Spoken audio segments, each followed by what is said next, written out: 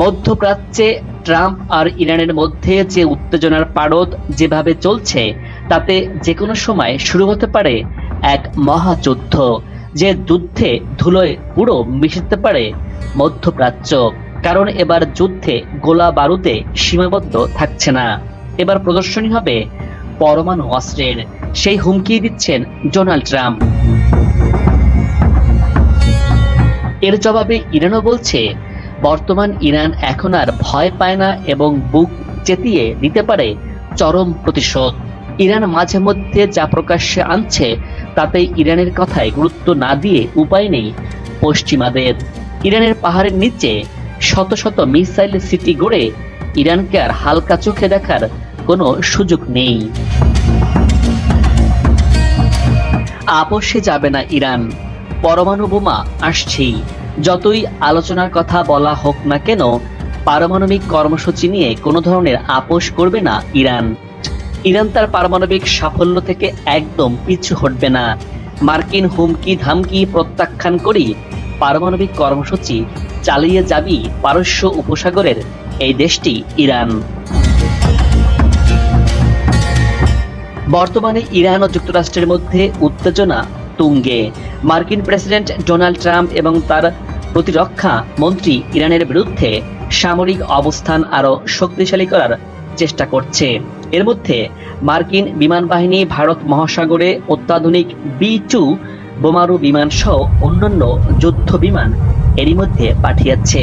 এই বিমানগুলো Diego Garcia দ্বীপে পার করা হয়েছে। এর মাধ্যমে মার্কিন বাহিনী ইরানকে একটি কঠিন সামরিক বার্তা দিয়েছে। তবে ইরানও পিছিয়ে নেই। মার্কিন ঘাঁটিগুলোর জন্য ইরান ভয়ঙ্কর ক্ষেপণাস্ত্র ও ড্রোন প্রস্তুত রেখেছে। বিশেষ করে শাহেদ কামিকাজে ড্রোন ও খোররাম ক্ষেপণাস্ত্রের মাধ্যমে মার্কিন ঘাঁটিগুলোকে লক্ষ্য বস্তুতে পরিণত করেছে। এই অত্যাধুনিক প্রযুক্তির মাধ্যমে ইরান তার প্রতিপক্ষের উপর আক্রমণ করার জন্য প্রস্তুত রয়েছে। এসব অস্ত্র নিখুঁতভাবে নির্দিষ্ট বস্তুতে আঘাত হানতে সক্ষম। আবার এসব অস্ত্রের সর্বাধুনিক AI প্রযুক্তিও ব্যবহার করেছে ইরান। এ কারণে ইরানের সামরিক শক্তি অনেক বৃদ্ধি পেয়েছে। ইরানের সামরিক উন্নতির জন্য দীর্ঘদিন ধরে ক্ষেপণাস্ত্র ও ড্রোন প্রযুক্তিতে গুরুত্ব দিয়ে আসছে। ইরানের শাহেদ কামিকাজে ড্রোন এবং খোররাম ক্ষেপণাস্ত্রের সক্ষমতা অনেক শক্তিশালী। এই ক্ষেপণাস্ত্রগুলোর পাল্লা প্রায় 4000 কিলোমিটার পর্যন্ত বিস্তৃত। ইরান এসব প্রযুক্তি ব্যবহার করে যুক্তরাষ্ট্রের মধ্যপ্রাচ্যে অবস্থিত সামরিক ঘাঁটিগুলোর বিরুদ্ধে হামলা চালাতে পারে। বিশ্লেষকরা বলছেন, ইরানের সামরিক কৌশলে তার ক্ষেপণাস্ত্র ও ড্রোন প্রযুক্তির উপস্থিতি আঞ্চলিক নিরাপত্তায় এক বড় পরিবর্তন আনতে পারে। এই যেমন মার্কিন সামরিক ঘাঁটি দিয়াগো গার্সিয়া, যেখানে অত্যাধুনিক B-2 বোমারু বিমান মোতায়েন করা হয়েছে। এটি ভারত মহাসাগরে অবস্থিত। আর এই মার্কিন ঘাঁটিটি ইরান থেকে প্রায় 3900 কিলোমিটার দূরে অবস্থিত। তবে ইরানের আওতার বাইরে নয় এই মার্কিন ঘাঁটি। ইরানের ড্রোন ও মিসাইল সহজেই দিয়াগো গার্সিয়া নিশানা হতে পারে। ইরান তার সশস্ত্র বাহিনীকে সেই সব স্থাপনা টার্গেট করে আধুনিকভাবে গড়ে তুলছে। এতে ইরানের সশস্ত্র বাহিনী আরও শক্তিশালী ও আধুনিক হয়েছে, যা শুধু আঞ্চলিক নিরাপত্তার জন্যই নয়, বরং বিশ্বের বড় বড় শক্তির জন্য বিপদের কারণ হতে পারে ইরান। বর্বরোচিত ইসরায়েলি হামলায় পুরো গাজা উপত্যকা ধ্বংস, স্তূপ আর মৃত্যুপুরীতে পরিণত হয়েছে। এমন দুর্দিনে বাকি বিশ্ব গাজা থেকে চোখ ফিরিয়ে নিলেও মাঠে কঠোর অবস্থানে লড়াই করে যাচ্ছে ইয়েমেনের হুতি প্রতিরোধ যোদ্ধারা। তারা ইসরায়েলে মার্কিন সমর্থিত গণহত্যা অভিযানের প্রতিশোধ নিতে মার্কিন ও ইসরায়েলি লক্ষ্যবস্তুতে নতুন বিমান হামলা চালিয়েছে। হুতি বলছে, তারা ইয়াফা ড্রোন ব্যবহার করে ইসরায়েলের একটি সামরিক লক্ষ্যবস্তুতে অভিযান চালিয়েছে। হুতির বিবৃতি অনুসারে লোহিত সাগরের উত্তরে USS হ্যারি এস ট্রুম্যান বিমানবাহী রণতরীতে নতুন করে ড্রোন হামলা চালিয়েছে।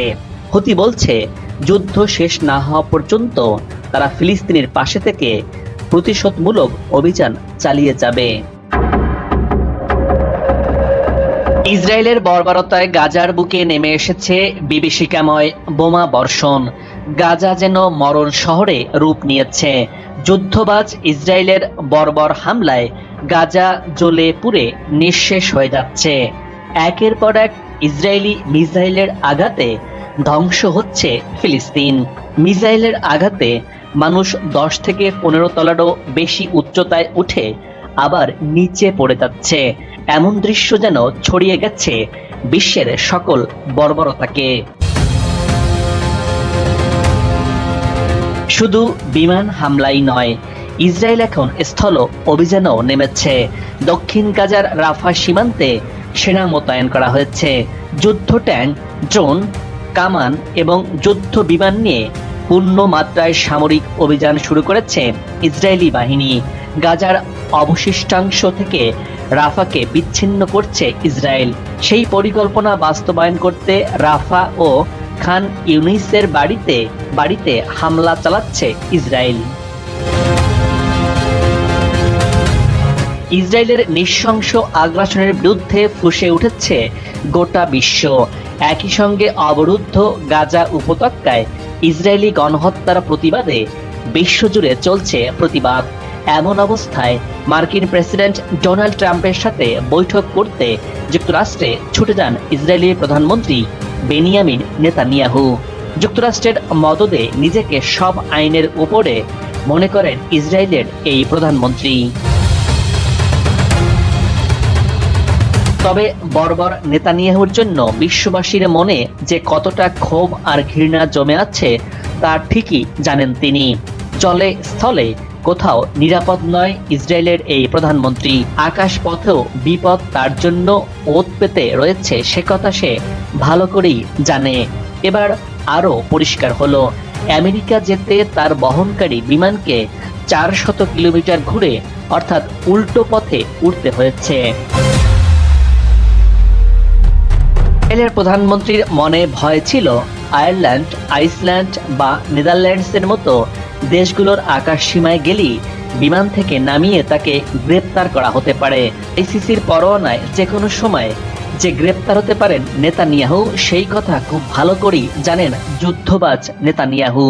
আর এই ভয়ে ভীত হয়ে এদিক সেদিক ঘুরে ফিরে ট্রাম্পের সাথে সাক্ষাৎ করতে যান। আর এজন্য তাকে 400 কিলোমিটার পথ বেশি ঘুরতে হয়েছে। প্রায় 2 বছর ধরে গাজায় নেতানিয়াহুর নির্দেশে চলছে মুসলিম জাতি নিধন, এমন ধ্বংসযজ্ঞ আর ফিলিস্তিনে যুদ্ধাপরাধের দায়ে ইসরায়েলের প্রধানমন্ত্রীর বিরুদ্ধে 2024 সালের নভেম্বরে গ্রেপ্তারি পরোয়ানা জারি করে আন্তর্জাতিক অপরাধ আদালত। একই অপরাধে গ্রেপ্তারি পরোয়ানা ঝুলছে ইসরায়েলের সাবেক প্রতিরক্ষা মন্ত্রী ইয়ফ গালেন্তের মাথায়ও। নির্মূলের নামে গাজায় চলছে ইসরায়েলি তাণ্ডব। ইসরায়েলি বাহিনী যেন মানুষ নিধনের খেলায় মেতে উঠেছে। গাজার চারদিকে কেবল ধ্বংস আর আহাজারি। তবে হামাসও চুপচাপ বসে নেই। তারাও নাছোড়বান্দার মতো ঘোষণা করেছে ইসরায়েলের শেষ দেখেই তারা ছাড়বে। কোনোভাবেই গাজা ভূখণ্ডে ইসরায়েল পরিকল্পনা বাস্তবায়ন হতে দেবে না বলে সাফ হুঁশিয়ারি দিয়েছে ফিলিস্তিনের স্বাধীনতাকামী এই সংগঠন হামাস। ইসরায়েলকে নাড়িয়ে দেওয়ার সক্ষমতা এখনো তাদের আছে। তেল আবিবের আগ্রাসনের কাছে কোনোভাবেই মাথা নোয়াবে না হামাস। এরই মধ্যে ইসরায়েলের আশদাদ ও আশকেলন শহরে বেশ কয়েকটি রকেট নিক্ষেপ করেছে এই হামাস। সংগঠনটির মুখপাত্র আল জাজিরাকে দেওয়া এক সাক্ষাৎকারে এমনটাই দাবি করেছে। হামাস ইসরায়েলের বিপক্ষে লড়তে সর্বাত্মকভাবে তৈরি জানিয়ে তিনি বলেছেন, ইসরায়েলের গণহত্যার বিরুদ্ধে আন্তর্জাতিক সম্প্রদায় নিষ্ক্রিয় ভূমিকা পালন করছে। এর জবাব ভালোভাবে ইসরায়েলকে দেয়া হবে বলেও প্রতিশ্রুতি দেন তিনি। যতক্ষণ পর্যন্ত ইসরায়েল ফিলিস্তিনের ভূমিতে থাকবে এবং গণহত্যা চালাবে, পবিত্র স্থানগুলোকে অপবিত্র করবে, ততক্ষণ পর্যন্ত হামাস ইসরায়েলের আগ্রাসনের বিরুদ্ধে লড়াই চালিয়ে যাওয়ার ঘোষণাও দিয়েছেন তিনি। এই লড়াইয়ের অংশ হিসেবে হামাস দৈনিকই ইসরায়েলে রকেট হামলা করে। হামাসের এসব রকেট হামলায় হতাহতের খবরও পাওয়া যায়। সেই সাথে ইসরায়েলের শহরগুলোতে হামলার ক্ষতচিহ্নগুলো দেখা যায়। আর তাই হামাস বলছে ইসরায়েলকে তছনছ করে দিতে একের পর এক হামলা চালিয়ে যাবে তারা। গাজা উপত্যকায় নিরীহ ফিলিস্তিনিদের উপর ইসরায়েল বর্বর হামলার জবাবই রকেট ছুটছে হামাস। বিশেষজ্ঞরা বলছেন হামাসের এই হামলাগুলো কৌশলগতভাবে বড় প্রভাব না ফেললেও প্রতীকী এবং মানসিক চাপ তৈরির ক্ষেত্রে বিশেষ ভূমিকা রাখে। এদিকে ইরানের হামলার ভয়ে খাবি খাচ্ছে ইসরায়েলের মিত্র দেশ মার্কিন যুক্তরাষ্ট্র। এখন ইসরায়েলকে ইরানের প্রতিশোধের হাত থেকে বাঁচাতে দ্বিতীয় দফায় তেল আবিবে ক্ষেপণাস্ত্র বিধ্বংসী ব্যবস্থা পাঠিয়েছে মার্কিন প্রেসিডেন্ট ডোনাল্ড ট্রাম্প। এই থার্ড নিয়ে আমেরিকার যেন অহংকারের শেষ নেই। পশ্চিমাদের দাবি থার্ড আটকে দিতে পারে যে কোনো মিসাইল, অথচ তারা ভুলে যাচ্ছে মাত্র কয়েক মাস আগেই ইরানের মিসাইল ভেদ করেছিল থার্ডের প্রতিরক্ষা বলয়। আর ইরানের মিসাইলগুলো অপ্রতিরোধ্য গতিতে আছড়ে পড়েছিল ইসরায়েলের বুকে। সেটি ইরানের ফাত্তা হাইপারসনিক মিসাইল ছিল। ইরানের কাছে ৩,০০০-এর বেশি ব্যালিস্টিক ক্ষেপণাস্ত্র রয়েছে।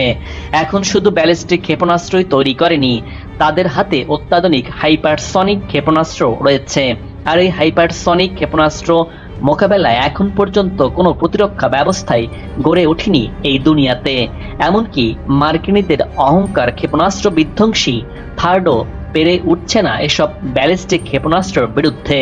অর্থাৎ ইরানের হাইপারসনিক ক্ষেপণাস্ত্র ধ্বংসে এখন পর্যন্ত কোনো প্রযুক্তি তৈরি হয়নি কোথাও। খোদ মার্কিন কংগ্রেস বলছে এই ধরনের সিস্টেম 2034 সাল পর্যন্ত পাওয়া যাবে না। অর্থাৎ ইরানের কাছে মার্কিনীদের অহংকার থার্ড পুড়ে ছাই হয়ে যাবে।